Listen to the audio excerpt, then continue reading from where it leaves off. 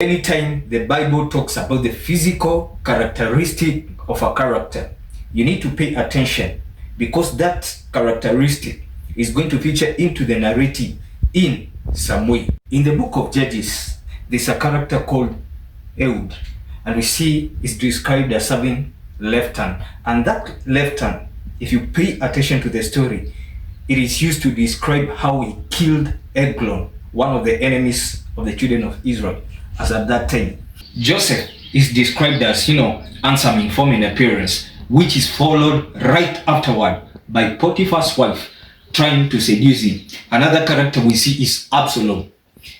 Absalom is described as having long hair. Actually, in the previous chapters, we see the hair was being measured in terms of weight. And we are wondering what exactly is happening in this narrative. But we see that hair future when that hair is caught when he was escaping from his enemies.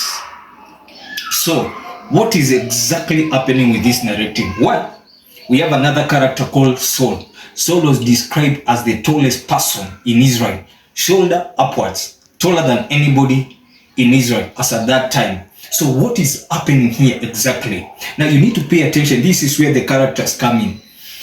The Hebrew word for tall does not only mean tall in terms of physical stature, but if you are paying attention to the narrative, it is just a simple tap on our shoulder. That simply means, hey, you need to pay attention to this guy. He's tall physically, yes, but in his heart, he may start acting, high, rebellious, to the instructions of God. And actually, that is what King Saul did. He rebelled against God, and we see his kingdom was taken away from him and given to David, because the root word for tall, it is Gimel Bet-He, which does not only refer to physical height, but it is simply means, rebellious, high, lofty, something like that. We actually use that kind of a language today when we are describing someone acting all high and mighty.